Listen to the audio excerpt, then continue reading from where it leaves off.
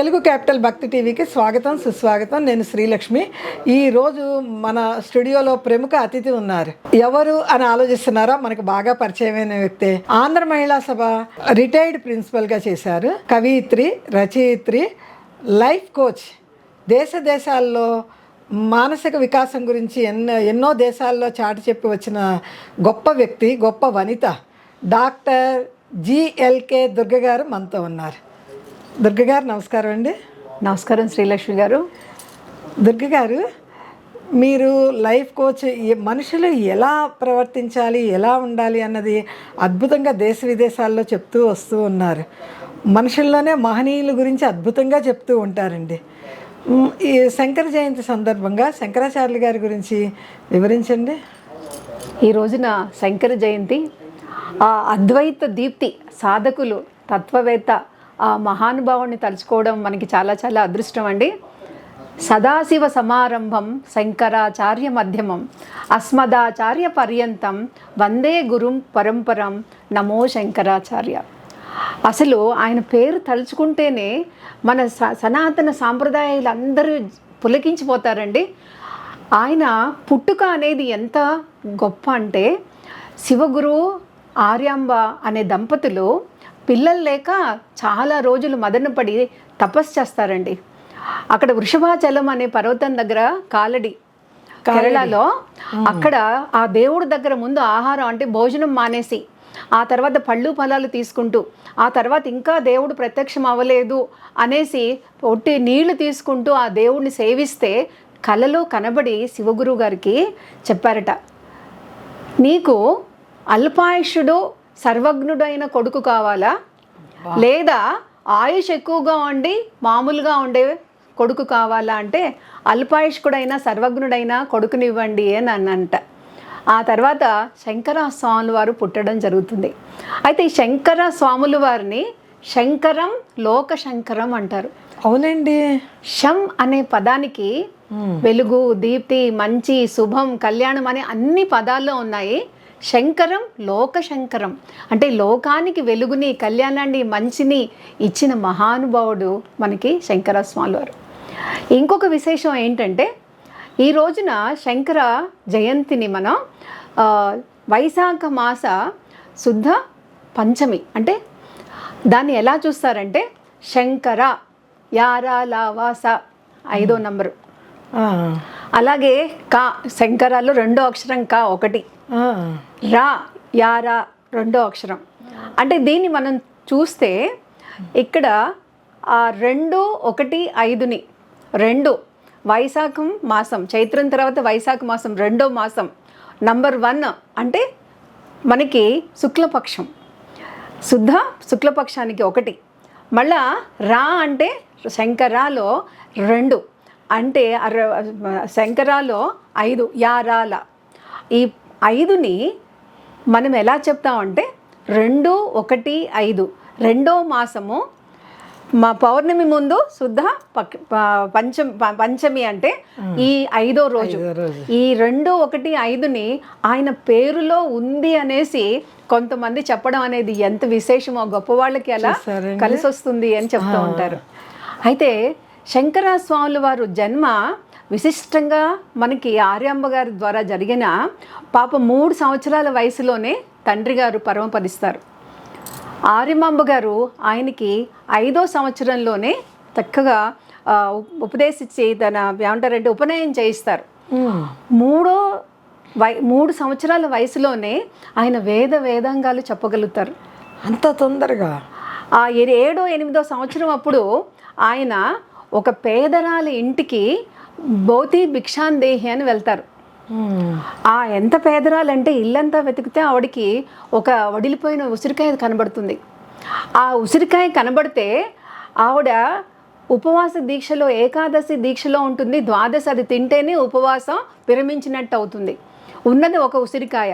వటువు చిన్నవాడు, సాక్షాత్ శంకరులు లాంటి వాడు ఇంటి ముందు భిక్షాందేహి అని నుంచున్నాడు.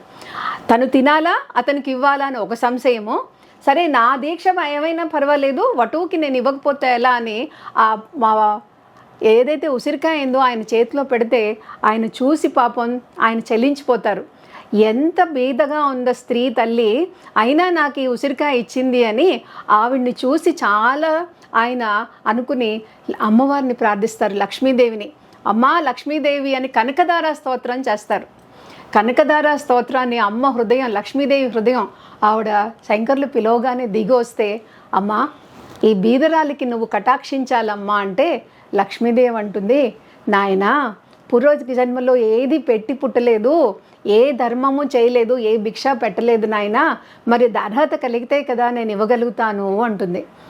అప్పుడు శంకర్ వార్లు అంటారు, ఆ చేతిలో ఉసిరికాయ చూపించి, ఇప్పుడు ఉసిరికాయ దానం చేసినందుకు ఇవ్వచ్చు కదమ్మా అని ఆ కారుణ్యం చూపిస్తారు. అప్పుడు దానికి పులకించిపోయి లక్ష్మీదేవి కనకదార స్తోత్రానికి సగ ఉసిరికాయల బంగారు ఉసిరికాయల వాన కురిపించారు. అంత కారుణ్యమూర్తి మన శంకరస్వామి వారు. ఆయన జన్మించే టైంకి మన దేశంలో, సనాతన దేశంలో సనాతన ధర్మాన్ని అనేక 72 అవైదిక మతాలన్నీ వాళ్ళు మామి గొప్ప, మేం గొప్ప, వాళ్ళు గొప్ప అని పోట్లాడుకోవడం. అలాగే శైవులు, వైష్ణవులు, శాక్తేయులు, గణాధిపతులు, సూర్యుడి గురించి వాళ్ళు, మళ్ళీ వాళ్ళందరూ కూడా మాది గొప్ప, మాది గొప్ప అని పోట్లాడుకోవడం. ఇప్పుడు ఆయన వాళ్ళందరినీ ఒక వేదిక మీదకి తీసుకొచ్చి, ఒక త్రాటి మీదకి తీసుకొచ్చి, నీకు శివుడు ఇష్టం, శివుడిని మధ్యలో పెట్టుకో, విష్ణువుని, గాయత్రి అమ్మవారు, శక్తి, గణాధిపతుల్ని చుట్టూ పెట్టుకో, నీ దేవుడిని నువ్వు పూజ చేసుకో. నీకు విష్ణువు ఇష్టం, విష్ణువుని మధ్యలో పెట్టుకో, మిగిలిన వాళ్ళని చుట్టూ పెట్టు. వాళ్ళు తక్కువ కాదు, మీరు ఎక్కువ కాదు, అందరు దేవుళ్ళు సమానమని ఆయన వాదించి, చర్చించి, నచ్చచెప్పి అందరినీ ఒక త్రాటి మీదకి తీసుకురావడానికి జన్మించిన మహానుభావుడు మన శంకరస్వామి వారు. ఆయన చిన్న వయసులో 32 సంవత్సరాల వయసులో 3 సార్లు భారతదేశం అంతా కూడా కాలినడకన పర్యటించారు. కాలినడక 3 సార్లు పర్యటిస్తూ ఎన్ని రకాలు, సౌందర్య లహరి అనండి, శివానంద లహరి అనండి, వివేక చూడమణి అనండి, అలా ఎన్ని పుస్తకాలు రచించడం, చెప్పడం, మన స్తోత్రాలు, మామూలు మనలాంటి వాళ్ళ కోసం అన్నపూర్ణ స్తోత్రం, తర్వాత సుబ్రహ్మణ్య కర్వాలంబనం అలాంటివి, ఇంకొంచెం వాళ్ళకి సౌందర్య లహరి, తర్వాత శివానంద లహరి లాంటి ఇంకొంచెం పేరున్న గొప్పవి, కొంచెం ఆధ్యాత్మికంగా తెలిసిన వాళ్ళకి, ఇంకా వాళ్ళకి భాష్యాలు, భగవద్గీతకి, ఉపనిషత్తులకి అన్నిటికీ కూడా భాష్యాలు పండితులకి, అలా ప్రతి వాళ్ళ కోసము అంటే సూక్ష్మంగా ఏక శ్లోకి అనేసి ఆయన రాసి అందరికీ కూడా మా దేవుడు దగ్గర అవ్వాలి, దేవుడు మనము వేరు కాదు, భగవంతుడు జీవుడు ఒకటే అని అద్వైతాన్ని ఆయన స్థాపించి ఈ రోజుకి 4 మఠాలు స్థాపించారు. 4 వైపులా శృంగేరి, ద్వారక, జ్యోతిర్మయి, పూరిలో ఈ అన్ని మఠాల్లో కూడా ఆయన స్థాపించి శిష్యులకిచ్చి ఆనాటి నుండి ఈనాటి దాకా అదే పద్ధతిలో పూజలు జరిగేటట్టు మీరు కంపెనీ, మీ అబ్బాయి articles of association, memorandum of association అంటాం. అంటే పూజలు ఎలా నిర్వహించాలి, ఏ పద్ధతిలో ఉండాలి అంటే మఠాలకి అంతర్గతంగా ఉండే సంబంధము, పూజలు ఏ విధంగా ఉండాలి, మఠాలకి బయట ప్రపంచానికి ఉన్న సంబంధ బాంధవ్యాలు ఏ విధంగా ఉండాలని ఆ రోజున ఆయన కార్యదీక్షతకి ఒక గొప్ప నిదర్శనం. అంటే మన మేనేజర్లు అంటాం కదా, ఈ సిఇఓలు అంటాం కదా, దానికి మించిన ప్రతిభతోటి ఆయన మఠాలు నిర్మించడం, తర్వాత వాటిని ఈ రోజు దాకా అదే పద్ధతిలో నడిపించడానికి పూనుకున్న వ్యక్తి. ఇవన్నీ కాక కాశ్మీరం ఈ రోజున పాకిస్తాన్లో ఉంది. అక్కడ ఉత్తర ద్వారం, తర్వాత తూర్పు, పడమర ద్వారాల్లో పండితులు ఉండి అందరూ కూడా వాళ్ళ ప్రజ్ఞని వాళ్ళు చూపించారు. దక్షిణం నుంచి అప్పటిదాకా ఎవరూ లేరు. మన శంకరస్వాముల వారు వెళ్ళి కాశ్మీరానికి అక్కడ తన ప్రతిభని చాటి చర్చించి వాదోపవాదాల్లో గెలిచి దక్షిణ ద్వారాన్ని తెరిపించి మనందరినీ ధన్యుల్ని చేశారండి. అంత ప్రజ్ఞ కలిగిన మహా వ్యక్తి శంకరస్వాముల వారు. అయితే శంకరస్వాముల వారి గురించి మనం ఎక్కడ ఏమంటామంటే ఆయన బ్రహ్మ సత్యం జగం మిథ్య అంటారు. అంటే బ్రహ్మ సత్యం అంటే ఆయన ఏం చెప్తారంటే విద్య, ధర్మానికి, తపస్సు అన్నీ ఉండాలి మనకి, అవన్నీ చేస్తేనే మనం దేవుడికి చేరగలము అని చెప్తూ ఉంటారు. ఆయన చేసిన మహిమలు అనేకం అండి. వాటిని ఆయన మహిమలు అనుకోలేదు. ఒకసారి తల్లి నీటితో బిందెని నది దగ్గర నుంచి తెస్తూ పాపం ఆవిడ పడిపోతారు. ఆయన తల్లి అవస్థ చూసి అయ్యో నది దూరంగా ఉండబట్టి కదా అమ్మకి ఇంత కష్టం వచ్చిందని పూర్ణ నదిని ప్రార్థిస్తారు. అమ్మా నా ఇంటి దాకా రా తల్లి అని. ఆ నది ఒక పాయ వాళ్ళ ఇంటి దాకా రావడాన్ని అందరూ చూసి ఆశ్చర్యపోతారు. అంతటి మహానుభావుడు శంకరస్వామి వారి తల్లికి కష్టం కాకుండా. అలాగే ఆయనకి సన్యాసం తీసుకోవాలని ఉంటుంది, కానీ తల్లికి నాయనా నువ్వు వెళ్ళిపోతే నాకు ఎలాగా అంటే అంతే కదండి, ఆవిడ ఒప్పుకోరు. ఒక రోజున ఆ పూర్ణా నదిలో ఆయన స్నానం చేస్తూ ఉంటే 8 ఏళ్ల వయసు కూడా తక్కువ, ఇంకా కాలుకి మొసలి పట్టుకుంది. అమ్మా అమ్మా మొసలి పట్టుకుందమ్మా, మొసలి అంటే సంసారం అన్నమాట, సంసార బంధాలు పట్టుకుందమ్మా అంటే ఆవిడ పరిగెట్టుకుంటూ వచ్చి నాయనా ఎలాగరా నాయనా అంటే, అమ్మా ఇప్పుడు నేను సన్యాసం తీసుకోవడానికి నువ్వు అంగీకరించాను అనుకో, మామూలు మనిషిగా పోయినట్టే కదా, మళ్ళీ కొత్త ఆయుష్ వస్తుందేమో కదా, అందుకని నువ్వు ఒప్పుకోమ్మా అన్నట్టుగా ఆయన అడుగుతారు. తల్లి నాయన నువ్వు ఉంటే చాలు అని ఒప్పుకోగానే ఆ మొసలి వదిలేస్తుంది. ఆయన అప్పటికప్పుడు సన్యాసం తీసుకునే మంత్రాలు ఉంటే ఆయన సన్యాసం తీసుకుంటారు. ఆయన 8 ఏళ్ళ ఆయుష్ కాస్త ఇంకో 8 ఏళ్ళు 16 ఏళ్ళు అవుతుంది. ఆ తర్వాత 16 ఏళ్లకి వేదవ్యాసుల వారికి శంకరుల వారికి ప్రార్థన చేయడం మూలాన ఇంకో 16 + 16 32 ఆయుష్ వచ్చింది అనేసి ఆయనకి చెప్తారు.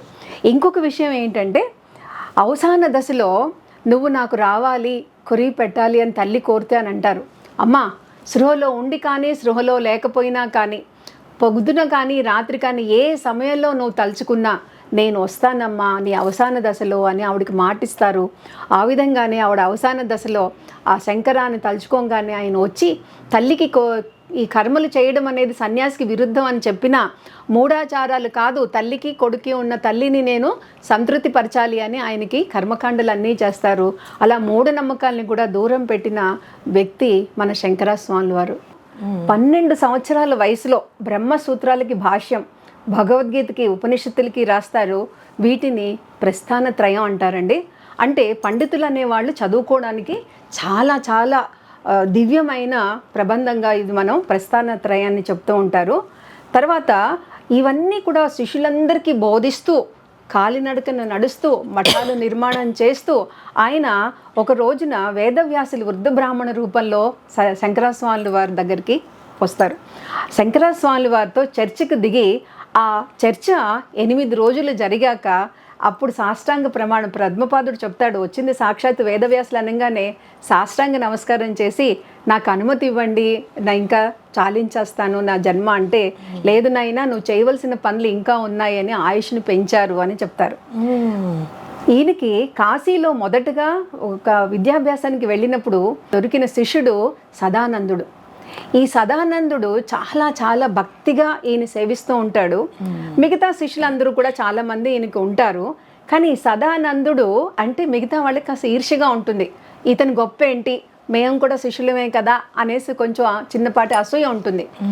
శంకరస్వామి వారు ఏం మాట్లాడరు, జరుగుతూ ఉంటుంది. ఒక రోజున సదానందుడు గంగా నదికి ఆవల ఒడ్డున ఉంటాడు. ఇటువైపున శంకరస్వామి వారు సదానంద ఇట్రా అని పిలవగానే ఆయన గంగా నది మీద సదానందుడు గురువుగారు రమ్మన్నారు ఇలాగా నడుచుకుంటూ గంగా నది మీద వస్తుంటే పద్మాలు వికసించి ఆయన ఎక్కడ కాలు పెట్టాడో అక్కడ పద్మాలు వికసిస్తే పద్మాల మీద నడుచుకుంటూ వచ్చేస్తాడు సదానందుడు. అప్పటి నుంచి ఆయన్ని పద్మపాదుడు అంటారు. పద్మపాదుడు అంటే ఒక గురువు మీద నమ్మకం, భక్తి, ఒక దాని మూలాన ఆయన పద్మపాదుడిగా మనందరికీ కూడా పరిచయం అన్నమాట. ఒకసారి శ్రీశైలం పరిసరాల్లో ఈ ధర్మ ప్రచారానికి వెళ్ళినప్పుడు ఈ గురువు గారికి కొంతమంది శిష్యుల్లో అందరూ కలిసి వెళ్తూ ఉంటారు. కొంతమందికి అసూయతోటి ఈయన్ని చంపాలని చూస్తారు. కాపాలికులు అంటారు, అంటే తంత్ర విద్యలు అవన్నీ తెలిసిన వాళ్ళు. ఈయన ఏదో ప్రచారం చేస్తున్నాడు, ఈయన ప్రచారం ఏంటి, ఈయనేంటి అని ఒక రకమైన నిరసన ఉంటుంది. ఈయన్ని చంపాలని చూస్తారు. అయితే పద్మపాదుడికి ఆ విషయం తెలుస్తుంది. తను ఊహిస్తూ ఉంటాడు జరుగుతూనే ఎవరో ఈయన్ని చంపబోతున్నారని. ఆయన నరసింహ స్తుతి చేస్తాడు. నరసింహస్వామి స్తుతి చేయగానే ఒక సింహం ఎక్కడి నుంచో వచ్చి ఆ చంపాలనుకున్న వ్యక్తిని చంపేసి వెళ్ళిపోతుంది. అప్పుడు శంకరస్వామి వారు కూడా నరసింహ స్తుతి చేస్తారు. సో ఇవన్నీ కూడా చిన్న అద్భుతమైన విషయాలు. ఆయన పరంపర అలా ప్రతిదీ ఆయన వెళ్ళడం, చర్చలు చేయడం, ఎక్కడికక్కడ మా అందరినీ వేదాలలో కదని ఉపనిషత్తుల్లో కానివ్వండి వాదించడం, గెలవడం చేస్తూ ఉంటారు. గోవింద భగవత్పాదులు అనే ఆయన ఒకసారి గురువుగా ఆయన స్వీకరించి అనేక సార్లు ఈ గౌడపాదుల వారి శిష్యులు ఆయన అక్కడికి వెళ్తారు. ఆ గుహ దగ్గరికి వెళ్ళగానే ఈయనకి అన్ని మైళ్ళు అడవిలో నడిచి వచ్చిన బడలిక తగ్గిపోతుందండి. అదే అంటాం కదా, మహర్షుల ఆశ్రమాలు ఎక్కడంటే ఉంటాయో అక్కడ జంతువులు కూడా జాతి వైర్యం మర్చిపోయి చాలా కలిసిమెలిసి ఉంటాయిట. పుష్పాలు తర్వాత పళ్ళు చక్కగా పూజ పుయ్యడము పండడము జరుగుతుందిట. మనుషులందరూ ప్రశాంతంగా సంతోషంగా ఉంటారట. అక్కడికి వెళ్ళగానే శంకరుల వారికి ఆ ఆశ్రమం వాతావరణంలో ఆ బడలిక తగ్గిపోయి, అబ్బా ఇంత మహిమగల మా గురువు గారు అన్నట్టుగా ఆయన గోవింద భగవత్పాదుల వారికి ఎవరు నువ్వు అని అడుగుతాడు ఆయన, గోవింద భగవత్పాదులు. అయితే మనలాంటి వాళ్ళం ఏం చెప్తామండి, ఏదో దుర్గనండి, ఆంధ్రమేళ సభ అండి అని చెప్తాం. శంకరస్వామి వారు మరి గురువుకి తనని పరిచయం చేసుకోవాలి. నింగిని కాను, భూమిని కాను, నీటిని కాను, అగ్నిని కాను, గాలిని కూడా కాను, ఎటువంటి గుణాలు లేనివాడిని, ఇంద్రియాలు కానీ చిత్తమనే లేనివాడిని, నేను శివుడను, విభజన జ్ఞాన సారాన్ని అని చెప్తాడు. తనని తను పరిచయం చేసుకోగానే వచ్చింది మామూలు శిష్యుడు కాదు అని ఆయనకి తెలిసి ఈయన్ని శిష్యుడిగా తీసుకోవడము, ఆయనకి తెలిసిన విద్యలన్నీ ఈయనకి చెప్పడము అవన్నీ చేస్తూ ఉంటారు. ఒకసారి ఈ గురువుగారు నర్మదా ఒడ్డును కూర్చుని తపస్సు చేసుకుంటూ ఉంటే నర్మదా నది పొంగి వచ్చేస్తుంది. గురువుకి తపద్భంగం అవుతుందని నర్మదాదేవిని ప్రార్థించగానే ఆ ఉధృతం తగ్గి నది వెనక్కి వెళ్ళిపోయింది అని చెప్తారు. అంతటి శక్తిమంతుడు తపస్సంపన్నుడు మన శంకరస్వామి వారు. దుర్గ గారు, ఈరోజు మన సదాశివ కుటుంబంలో అమ్మవారు లక్కీ డ్రాలో ఎవరింటికి వెళ్తుందో తెలియజేస్తారా? చాలా సంతోషం అండి.